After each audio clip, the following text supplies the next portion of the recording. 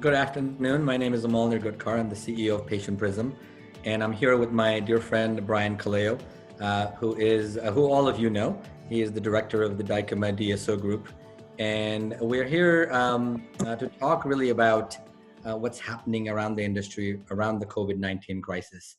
The epidemic or the pandemic really has brought our country down to its knees. Everybody's staying home nowadays.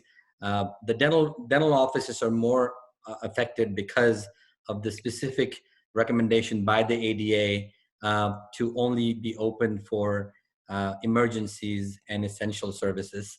And then there's been executive orders by governors of various states that are preventing dentists from doing routine dental procedures. So the question becomes now is that what do we do? Dentists are grappling with office closures, laying off some employees, and really figuring out what do you do in this environment? How do we have an April where there is no revenue coming in, or potentially 10% of revenue coming in?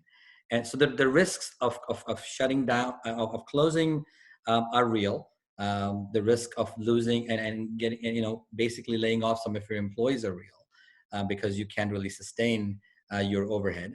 And Brian, you are one of the most connected people in this industry, and you've had amazing webinars. I've listened to them over the last week with industry leaders, with banks, you've had conversations with CEOs of large groups on how they're tackling this crisis.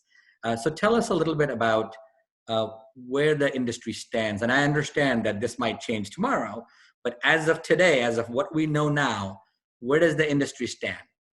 Yeah, and I think, Amol, the most frustrating thing for everybody is that it's an extremely fluid situation and it changes by the day. I mean, I think the dental industry has been historically very strong, very, very resilient. There's no reason to believe it won't come out of this eventually. And I think we would be even in a strong position if people would just be able to know when is it going to end and what the rules are. And I think what has, brought, the economy to its knees and has, sort of stunned the dental community. I use the word stunned because it's too strong. You're not going to kill the dental industry. You're not going to maim it or disable it, but you stunned it. We're stunned. And the reason that we're stunned is because almost without warning, we went from a situation where it was use your best judgment practitioners, then it went to you ought to consider just doing essential or emergent, to now you're under house arrest and you can't do anything in some jurisdictions. And it's just a fluid situation, and it happened very, very quickly. I mean, this all happened in the span of 3 or 4 days. We went from use your best judgment to now you can only do, emergency or essential procedures. And I think it stunned everybody. I think now we're starting to get up off the canvas. Again, dentistry, a lot of talent, very, very strong, very resilient industry. It's going to be fine over the long term. We were just sort of surprised and stunned.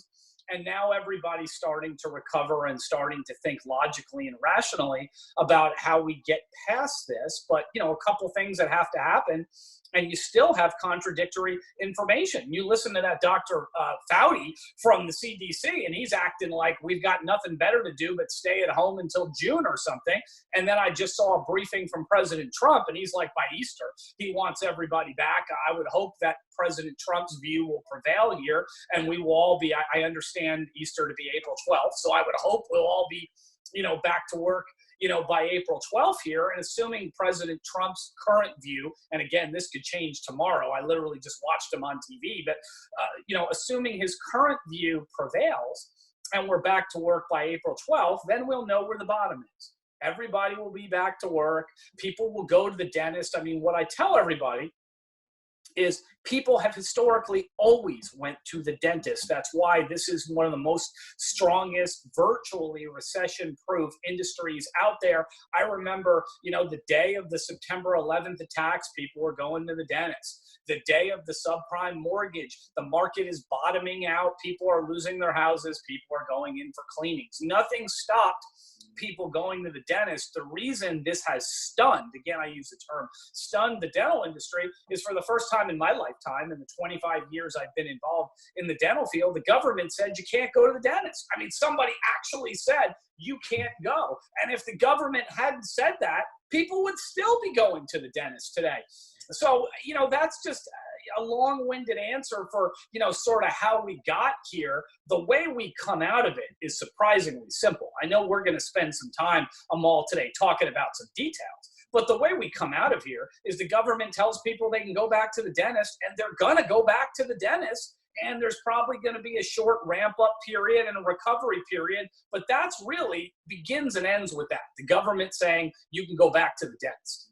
And we don't know when that will happen, right? That's the scary. And as I think it needs to be very geographic based. Now, obviously, you're in New York City. It might take a little longer, right? Because there is where the concentration is. But if you are in Idaho or in Iowa, where there's 43 cases in the whole state, and there might be I think there might be restrictions based on geography, based on where you are. I mean, a blanket that you can go all over the 50 states is probably not going to work. I really liked what President Trump said just a few minutes ago on the press, briefing. And he said there may be a geographic solution to this. I mean, for example, I'm in Dallas right now, can't go anywhere else. I'm under house arrest. I think they call it a shelter in place order. I call it house arrest, but you know what I'm talking about. Yeah. I'm sitting here in my study at my house. And, we have about 700 cases here in Texas. Texas is the second most populous state in the union to California, and we've got about 700 cases. California, which is the most populous state, it's got about 2,000 cases, give or take, right now. I mean, those are relatively small numbers relative to in Texas. We've got, 17, 18 million people, and we got 700 cases. California, I think, has, 30, 40 million people, and they've got 2,000. So those are relatively modest numbers. I think the climate is just fine for people to, if you're in Texas after, Easter or something, to say you can go back to work. Probably California, probably a host of 20, 30 other states. When you get to New York and New Jersey, yes, it could be a longer period of time, unfortunately. So question, I mean, you're an attorney, you advise people in all 50 states, you've clients there. What do you do, right? The question today, it might not be relevant on April 12th or in April. Question today is, do I stay open or close, right? And if I keep my practice open, and let's just say we're in a state where they say emergencies only, and the patient comes in with an emergency, but they need a crown, right? Can I get sued is the question. I mean, that's what you ask an attorney. Can I get sued if I keep my practice open and then I end up seeing something that's non-emergent on an emergent patient? Yeah, so a couple things come to mind. First question is, what can you do? That's question I'm talking about under these orders and restrictions. So when you're saying what should I do? The first question is, what can you legally do in the state where you're at? And if people are listening to this in various states, it's going to be different for different people. But the first question that you got to ask yourself is, what are you allowed to do? And like you said, you might be in Idaho and you're allowed to open your office as normal, and you might be in New York City and you might have to close it, and you might be in Texas where we are and you're allowed to do essential and emergent care, but not day-to-day routine care. So it can differ from wherever you are, but that's the first question. What are you legally allowed to do? Obviously, if you're just not legally allowed to do it, you just can't do it. But if you are, then the second question becomes, and on the other webinar that I did not so long ago with Dr. Yahya Mansour, who's the Chief Medical Officer of Rodeo Dental, he made a great point. He said, if you're allowed to do it, he said what I said, if you're not legally allowed, you can't do it. But if you are, then you got to do some soul searching and say, am I equipped from an infection control standpoint to handle everything up and including if somebody walks into my practice and they have the COVID-19? Am I able to handle that? And if the answer is no, then unfortunately, maybe you ought to close even though you're allowed to be open. But if the answer is yes, then I think you stay open for as much dentistry as you're allowed to perform under the local rules and regulations that apply to you. So you check basically your local state. Well, a couple things right now I can tell you. As I sit here today, and again, if you get around to listening to this, for the people listening a few days from now, you better check back because it could change. But right now, as of me sitting here, 12 states have orders that say you can only do emergency and essential care. 38 states are saying the ADA has recommended you only do essential or emergency care, but it's not mandatory. You can do cleanings, you can do whatever you want, even if it's routine treatment. So, you got to start with the regulations. On top of that, the mayors of certain cities have the power to put specific shelter-in-place orders and other things. So, for example, you could be like in Texas, where the dental board said it's a non-binding recommendation to do essential and emergent care. So theoretically, the offices could stay open. But then last Sunday, the mayor of Dallas entered an order saying, no, it's a shelter-in-place order and only essential or emergency care can be performed. So you got to look at what the dental board say. Then you got to look at your local mayor and see what they said. And sometimes you got to look at the governor to see if the governor entered an order that may supersede the mayors. But where we are right now, 38 states are allowing any type of dentistry within the discretion of the owner dentist. But some cities within those 38 states, the mayors have issued specific orders that say you can't do it. So you got to look at that. You got to figure out what you're allowed to do.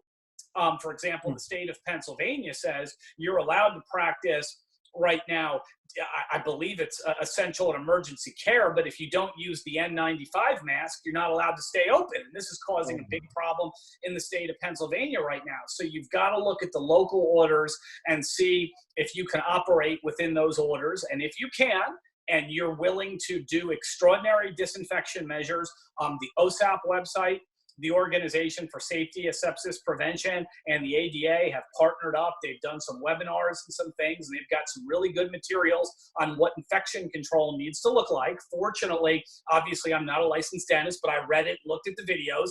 I mean, the virus is easy to kill. It's very contagious and easy to get, but things such as soap and water and standard disinfectants that are normally used kill it. I mean, thank God, Amol, it's not some super bug that, the ordinary disinfectants don't kill it. The ordinary disinfectants kill it. You just got to follow the appropriate guidelines and do that very carefully. And I think obviously some practitioners that are open, obviously some of them are worried that they might get sick, but what about like a patient comes in, a healthy patient comes in and then gets COVID-19? Are we going to have some protection, do you think, from what if they get it and they're like, I'm going to sue my dentist because I went there and got COVID-19. My personal view on that, and I feel very strongly about that, that's why I'm interrupting you a little bit, is we've seen this with the flu. Who has ever sued their dentist for getting the flu? Okay.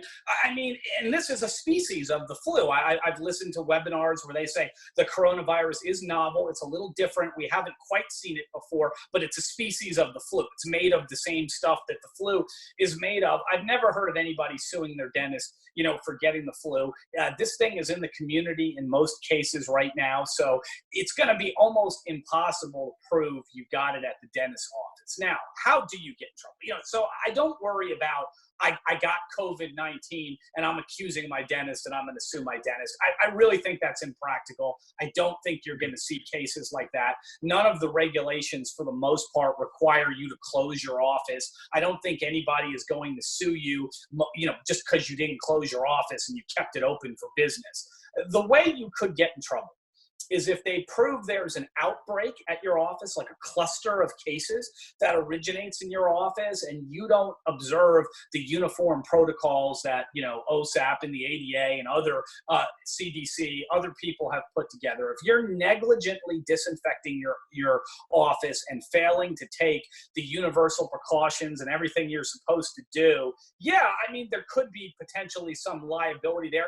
Another way there could be liability is if a patient tests positive under almost all 50 states. There's different orders in different states, but I've been looking at this morning because I've had some questions from clients about this. If a patient tests positive, you've got to notify the Board of Health, and consistent with the standard of care, you got to tell all the staff and all the patients that were in contact with that staff member, dentist, or whoever it is, or if it's the patient, you got to tell the staff members and the dentist, that, look, we've had a positive case here. You need to, if feasible, get tested, or look at self-quarantining yourself or whatever. If you don't do that, there could be issues. But the idea that somebody just got it and they're going to sue your office, I mean, that's kind of silly.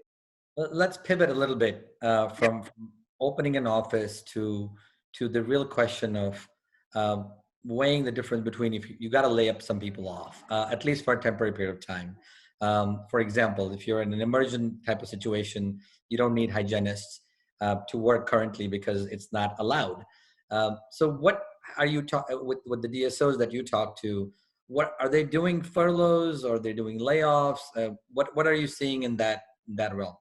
I'm seeing a little bit of everything, and obviously Congress threw a little curveball with the Families First Act that they passed just last week, and everybody's scrambling. And the bad thing about that is, very well-intentioned act, but they haven't come up with the regulation. So there's a lot of ambiguities in there right now. Like, for example, I mean, I'll give you a few, and I know we're supposed to help people, and this is why it's hard to completely help people with some of the things I'm going to talk about. For example, it doesn't apply to organizations with 500 or more employees, but what do they mean by that? What if you're a DSO and you've got 400 people that work for the management company and 500 people that work for 30 different dental offices, different TIN numbers? In the aggregate, you have maybe 900 employees, but you don't have more than 500 at any one TIN number. And you know, Amol, from our many conversations, that unique to the DSO industry, you have clinical entities that employ the clinical people.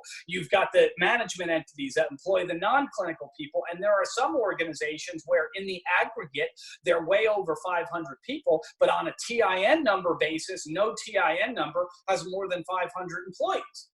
Does it apply or does it not apply? They say the regulations are coming. We don't know right now. And it takes effect April 2nd. That's first question. Second question, and we can stop and talk about these, but I'll give you like 2 or 3. Second question, they say it shouldn't, if it would invoke such a hardship that the organization may not be an ongoing concern or may not be able to stay in business, if you've got under 50 employees, you can petition the secretary for an exemption. Well, what does that look like? Where's the application? We don't have it. What is the criteria that's going to apply? Well, I mean, the statute says a hardship, wouldn't be there anymore, no longer an ongoing concern. What does that mean? Do you got to produce a financial statement? What does it look like? Regulations coming. We don't have them yet. So these are some things where I'm getting some basic questions from clients saying, we have in the aggregate 800 total employees. Does it apply or not? Because they're not all at the same TIN. Don't know. Then I'm getting questions on the other end. We're under 50 employees, and this could put us out of business. So how do we apply for the exemption? Sorry, guys, don't know. Statute says you can, but we don't know what the procedures are. I mean, so these are some of the questions we're getting. Then I'm getting, do I furlough? Do I lay off? And, we can talk about that, as well. I mean, the problem is, and the IRS has come up with new laws about, okay, we're going to give sick employees some salary benefit and payroll tax credits, but there's nothing out there yet to explain how it'll work, when the forms will be available. And then now you are employing people thinking that there might be government money, and then all of a sudden you're excluded because you didn't meet one of those rules. I mean, it's concerning, and some attorneys are counseling people. I mean, I think you got to look at it case by case, and you really have to have somebody that understands the DSO industry or group practices or dental offices and can look at it. But some people are saying, well, if you lay them off before April 2nd, you can avoid this legislation. And that's technically true, but you got to consider, what are you going to look like to your employees? If you lay them off, you're terminating the employment. If you furlough, they're remaining employed. Now, you can hire them back on a layoff, but still, you have terminated their employment. They're free to look for additional employment. They may hold it against you that you terminated them versus furloughing them. I mean, you really got to look at, the situation. And the other thing is there are tax credits and there's caps. So let's say you furlough them and you don't lay them off, and this statute applies to you. This Families First statute applies. It's possible that they could meet some of the 6 criteria. One of them is schools are closed and they don't have child care for their kids, and they're going to claim this, and you may have to pay them up to 12 weeks total. It's complicated, but net, you may have to pay them, up to 12 weeks, but it's capped. One of them's capped at $5,100, and you do get some tax credits to offset it. So to me, what I'm telling, my clients, and they're very concerned, is what often this comes down to, and you're an accountant, Amol, you might be good at this, you have to dust off your CPA or something, is this becomes a business decision. You got to look at the tax credits versus the cap. You shouldn't get concerned about 12 weeks. Look at the cap. That's your maximum liability. Compare that against the benefit from the tax credit. And I've had some clients say, you know what, it's no problem if they do claim it, because I'm going to get the tax credits and it's going to even out. I've had other clients tell me, well, I don't think the tax credits can help us right now. We're a small organization. We don't have the cash coming in. I think we have to lay them off. And I understand both sides, and you have to make the best decision for your organization. But what you can't do, and I've seen some lawyers just come up with blanket assertions like, no, lay them off so it doesn't apply to you. You might be better off if it does apply to you, okay? You have to look at your organization and run the numbers and figure out what makes the most sense. And do employees have rights in here? Or is it employer discretion to do this? Well, no, I mean, the employers have the first move, because Congress at least gave us a lag time that this doesn't take effect till April 2nd, which I think is sometime next week. So the ball is in the employer's court to make the first move. If we're playing chess, the first move is the employers, and the employers can furlough an employee, in which case they're going to be eligible for this, on April 2nd, or leave them employed, in which case they're going to be eligible for this, or you can lay them off. Remember, a layoff is termination of employment. And if you lay them off this week or any time before April 2nd, then this new legislation is not going to apply to you. So the employers have the ability to make the first move. If the employers don't make that move, and for everybody, a layoff may not make sense. For a lot of people, it may not. But if you don't lay them off, then the next move is the employee's move, and they have the option to invoke the protections of the Family First Act after April 2nd, including getting the 12 weeks of paid leave. Interesting. So we talked about opening or closing the office. We talked about layoffs versus furloughs. What are other things that the DSOs are doing right now during this partial shutdown? Obviously, I know it's different state to state, depending on what the state allows you to do. But are they doing cost mitigation stuff? Are you hearing any of that stuff? Are they? Yeah, I mean, first and foremost, most of the DSOs are operating to the fullest extent permitted by law in their jurisdiction. Some of them are, a lot of the specialty practices are doing great. The endodontic practices, the dental implant practices, the denture practices, they're almost, the oral surgery practices, they're almost business as usual. I mean, I hear they're down a little, but it's not a statistically significant amount that they're down. They're doing very, very well. Some of the GP offices, where allowed, are full service. They're doing everything that they did. Where it's essential and emergency only, they're doing essential and emergency only treatment. They've closed, in some cases, some offices and left a couple to be designated emergency offices. I'm hearing about that. Other DSOs are taking cost mitigation strategies. Everybody's hoping this will be over with in a couple weeks, but, they're laying out plans for their employees that if it's not, you're going to get paid through such and such a date, and then we have to make some of the hard decisions. And, some of that, sort of is going on. Some of them are thinking, I was very encouraged by a call I had right before our call about M&A. I don't want to mention names yet, but we will maybe on another webinar.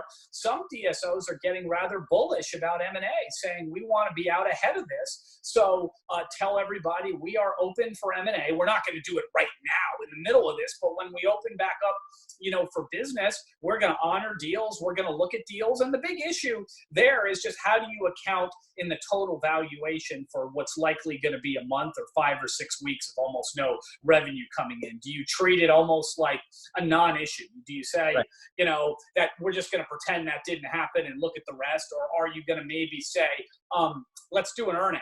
let's say to ourselves that we're not going to count this against you, but we're going to want to make sure you hit some benchmarks going forward, like almost like a proof of concept type thing.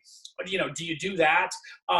Do you do more of a rollover? Do you do some other things that, we're all in this together. We don't want to, shortchange you on the purchase price, but as the buyer, but we don't want to be hanging out there with an oversized risk either. And there's going to be more. Well, I'm going to be releasing stuff in the next couple of weeks on this, and maybe you and I can even get back together and talk about this. I mean, I don't think it's appropriate to necessarily talk about it today because people are still stunned by what's gone on and trying to cope with this. But when this is over with, there's hundreds and hundreds of M&A deals that, but for this crisis, were lined up, queued up, ready to go, and we're going to have to deal with it. And I think the DSOs are thinking about that. To answer your question, they're giving some thought to that as well. And I think it's important to really look beyond, as you earlier said, that people are going to go to the dentist, right? This is a temporary speed bump. It's not like a brick wall that we're hitting. And people have to really, obviously, it's hard to think about the future when you are in crisis mode. It's hard to plan, what am I going to do? What kind of deals am I going to do over there? Because I have to meet payroll. I need to look at all my obligations. And this might, this whole shakeout might lead to a greater consolidation in the industry. I do believe that because, I mean, there's a lot of dentists, individual dentists who are so stressed out today. They wish they had somebody, a CFO to call and say, what do we do, right? How do we withstand this? So there might be some probably additional consolidation. I think you would agree with that. Yeah, I mean, I think we're going to, the world's going to be a little bit different out of this. I don't think it's going to be some astronomical different. You hear these people, our whole way of life will be, I mean, I don't know about that, but there's going to be differences coming out of this. What I've always said before this crisis, I told people, pick the right partner. A lot of DSOs went on record as saying, I'm not going to call anyone out, but they've said things like, we've been here for 10 years, 15 years. We've been through some downturns. One of the reasons you might want to affiliate with us, this was their value proposition, is because everybody knew a downturn was coming. Now, Amol, I never predicted a virus was going to come across the earth, but we all knew that we had 11 years of prosperity. It was the longest bull market in history. Everybody knew a recession of some sort was going to hit. It's amazing that we can exceed the bounds of imagination as to what actually is the precipitating event. I never would have guessed it would have been a virus, but we all knew it was coming, and for a couple of years. And a lot of the DSOs were saying, there's going to be a downturn eventually, and right. You want to be partnered with the right person when the downturn happens. And I think a lot of people that didn't affiliate prior to this, and certainly not their fault, the market was consolidating, and it'll be consolidating again, but they're looking at this saying, how could I have possibly benefited had I been affiliated with the right partner? And I think that's going to be a consideration. I don't want people, when this is over with, to do fear mongering. I don't want people to run around, Amol. There'll be a day when you and I are allowed to go to a dental conference and have a drink again or something. And I hope it's sooner rather than later. But, I don't want to be at that conference, to be honest, and have somebody, and somebody will do. They'll get on stage and say, the COVID killed everybody and you should have affiliated with us. I don't want people to use this as a marketing tool. And I think that would be, inappropriate. But what I do think is appropriate to say, when there's an economic downturn, you got to have the right partner, and being with the right partner can help you so that you're not in this by yourself. You've got a CFO to call. You've got a business person. You've got a marketing person. You've got other people to come sit down with you, or in this case, we're not allowed to sit down. Maybe we can FaceTime, but FaceTime with them and brainstorm for strategies as to how to mitigate this and navigate this, so you're not just a practitioner, a group owner, or a single practitioner just on your own saying, oh my God, something that has never happened in my lifetime. The government says my patients can't come see me. What do I do? You've got some other resources to talk to. No, you're right. I mean, I think, and I agree with you that it will change a little bit, not a whole lot. It will create emphasis on some disaster planning, whether it's this disaster or something else, a hurricane. maybe have a, I think Dennis will come together and have a discussion about how do we have some savings around to plan for some of this stuff, because a lot of them don't have a lot of working capital. And the DSO industry is a little different because they're well capitalized. In the individual or the small group space, sometimes you have enough only for a month or two.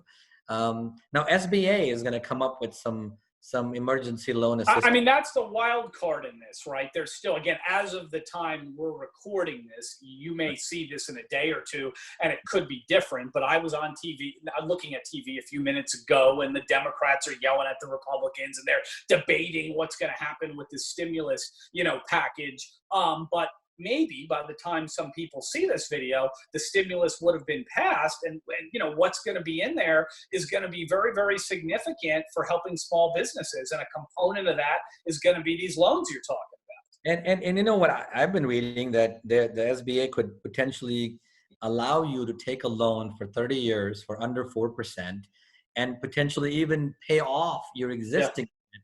That's a 10-year debt at 5%. I mean, you could come out of this cash flow positive.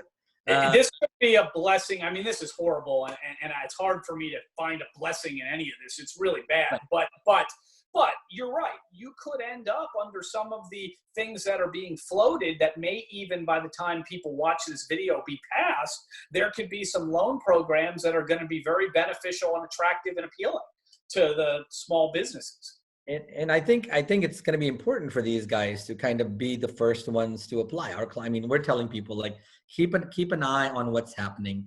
And obviously SBA is going to be inundated with all these applications from every single business. That's right. And so if you are in that category of small business, it might be a good idea, right? To apply sooner than later and get the assistance and get with your accountant and CPAs or whoever it is to get your financials done, pro formas done, so that you can get some assistance that could prove to be beneficial in the long run. It might improve your cash flow when this thing comes around. It could very well be. I mean, this is the mother of all stimulus packages. I mean, right. They're right now, we'll see what gets passed. But again, as of a few minutes ago on TV, they're talking about $1.8 trillion, $2 trillion. I mean, this is the biggest thing in the history of our nation, really, in terms of the stimulus package. So no, I mean, I think we need it as a country. We need it because the impact is going to be real. Well, they have to think about it. The government has got me under house arrest. You're under house arrest. You can see my blinds. I'm looking at your blinds on this thing. We're just stuck here, under house arrest. And the reason we're stuck here is the government said we have to be stuck here. So, I as much as I hate, making the deficit go up, I think it is incumbent upon the government to make up for their orders that resulted in all of us not able to go to work. I mean, that's basically what it is. I mean, we are balancing two things, right? The economic impact of this versus the public health impact of this. And at some point, those two things have to be brought together because obviously we don't want to create an unnecessary impact on this and on the economy. But at the same time, we don't want to get, we don't want to get everybody killed. That's right.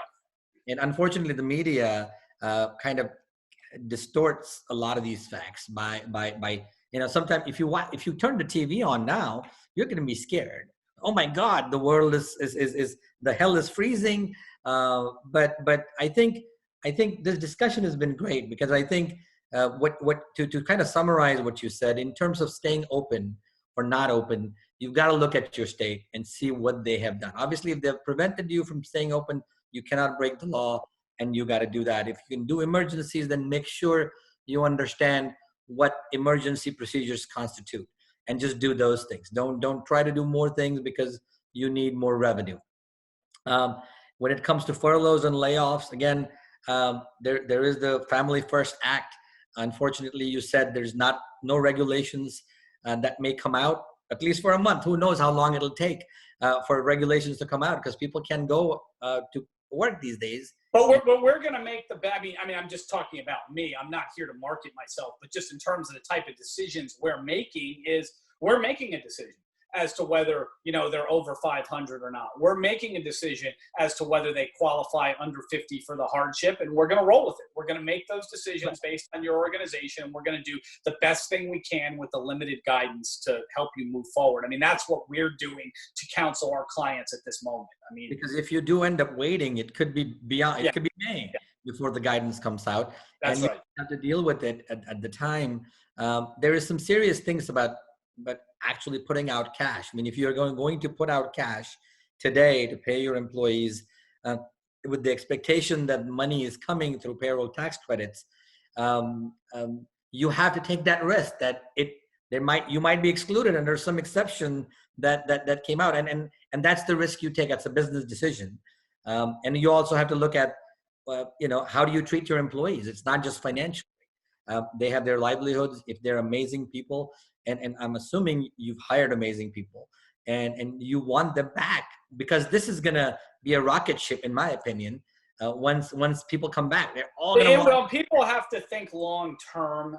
I mean, what I mean is sometimes in the panic of the day, and it's so easy to be panicked. If you were going to turn on CNN, you get panicked in about 10 seconds or something. But in the panic of the day, people say, I'm laying off my whole workforce, I'm doing this or something like that. Well, it's going to come back.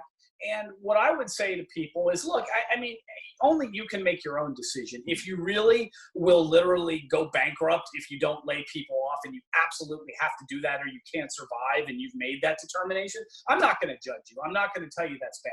But if you're in a good enough position that you've got flexibility, that you can say, I'm not crazy about advancing this money, but I could get by 3 weeks, 30 days, something like that, or I could lay everybody off right now and save the money. I would just caution, you're going to need these people when it opens back up. And if you lay them off, it's not a given that they're going to come back to your organization. Many of them will, no question. Many of them, if they like your organization and they understand you have to do it and it's a short period of time, a couple weeks, many of them will just come back. That's true. But it's not a given. They're free to go elsewhere. They're free to do something else. And, if it turns out that you had the flexibility to do this and you decided not to save a little money, you may pay for that in the long term by employees leaving. They may come back. They may even say, all right, I didn't appreciate what he did, but I don't have any choice right now, so I'm going to come back.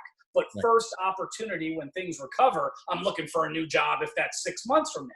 So you got to think long term, and I'm not judging anybody, Amol, in the exact decision they make. They've got to make what's best for them, but you have to at least think long term. You got to think about it. No, these are good thoughts. I mean, I think every time we think we're going to cover legal stuff, you have this unique ability to kind of talk about the business of dentistry, because you talk to so many people, and sometimes you have to go beyond the legal or the accounting or the tax issues, and you got to look at the human issues that affect your people. And dentistry is a people business. Think about the shortage of talent, Amol, that we had before this. Let's just go back 3 weeks ago, before all this happened. You and I been on a webinar or at a conference talking about how to attract and retain talent and how in short supply good talent is. And now 3 weeks later, some people are laying off their entire workforce. So I'm just saying, good talent is very hard to come by. And if it's not absolutely necessary and you purge your organization of talent because you're scared now, you may not get all the talent back. Again, I'm not judging. I understand people will make the best decisions for them, but at least I try to make people think it through and think of all the different angles. So to end this webinar, I mean, the moral of the story is this is a temporary thing. We're going to get over this. If you can, if your state allows you to practice, then you can go. I mean, look at your infection control. Look at what you can do to make sure everybody's safe. But dental offices are choosing to stay open. Well, can I say one other thing, Amol? This is just my opinion, but I've talked to dozens and dozens of people. if you can stay open because the laws allow it, and if you are up to the challenge of extraordinary disinfecting and following the protocols, you are doing a public service by staying open, in my view. The last thing we need is for the ERs to be inundated with emergency cases where people subject themselves to a risk of getting the virus by being at the ER, because who goes to the ER? Other people with the virus. So you're, subjecting yourself to potentially a greater than normal risk of getting the virus, and you're flooding the ERs and taking up resources and rooms that could easily be handled by the dental industry. So it's just my part. Obviously, if the rules don't allow it, don't violate any rules. But if you're allowed to do it and you feel like you can safely disinfect your practice, you're doing a valuable public service by remaining open, in my view. I could not agree with you more, because the ERs do not need any more people with dental emergencies, right? They're not equipped to handle dental emergencies, and the chance of we're already seeing supply shortages at the hospitals. So now you're going to get there and then overwhelm these people. So I agree with you. I think dentistry has a big role to play in this crisis, and I think if we can prevent dental emergencies. Apparently, I've heard that 2 or 3 million dental emergencies happen every year, and people go to the ER for that. So I agree with you 100%. This has been a great talk. I think we'll continue doing more as we get more information across, and as laws get passed. We might do one on the stimulus package. We don't know what that is, but I really appreciate your insight. I mean, you're straightforward. You're giving some practical insights on what's happening in this industry, and we're all looking forward to getting this behind us. Obviously, all of us are, and getting back to doing what we do, what we love to do is serve this industry to the best of our abilities, which is. I mean, Amol, I certainly miss seeing you in person. On a personal note, I hope we'll get to be able to get together at, if not a conference, something, soon in person. And for the many people that are watching this, many of our friends, I mean, I look forward to the day when we'll be able to assemble again at a conference, or at least a small meeting or something. But we're going to get through this. It's not a question of it. It's just when it happens. And right now, we don't know the exact date and time. But I mean, I'm starting to see the light at the end of the tunnel. I really am. And that is I think people are going to like to hear that. I think we need some positivity in this space when everything else in the media is negative.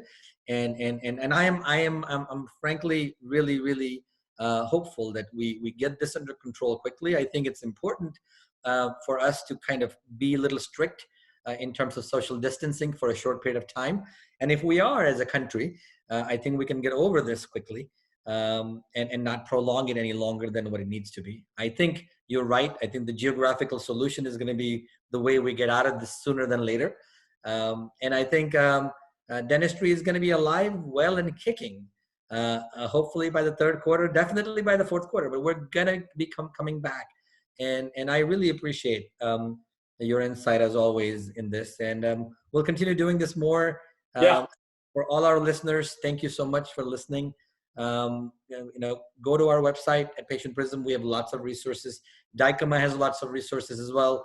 We have a resource page that we're putting up, Amol. If you go to DykemaDSO.com, we've got a specific COVID-19 resource page. The things that I talked to you about today, about the 38 boards allowing care, 12 having restrictions, that's all on the resource center. The update of the Families First Act, the summary is on there. There's going to be a summary of the stimulus package. So there's a lot of resources that we're just making available for free if you go to DykemaDSO.com.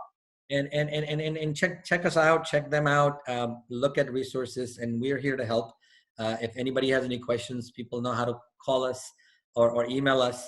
We're always available to answer questions. And if there's anything we can share based on what we learn from other clients of ours, it's great. Sometimes you need to know what somebody else is doing, right? Yeah. Because you feel like an island and you don't know, oh my God, what should I do? And so a lot of people, I'm sure they're calling you, they're calling me. Yeah. I'm like, tell me what your clients are doing. And we're more than happy to share that with you. So on that note, I'm going to end this short webinar, although we lasted probably 40 minutes. Yeah. And thank you so much, Brian. This has been a wonderful discussion, and we'll keep it going. Well, stay safe, Amol, and everybody listening, stay safe. And, I wish the circumstances were better, but as always, it's my pleasure to be here, nevertheless. Thank you so much. Take care.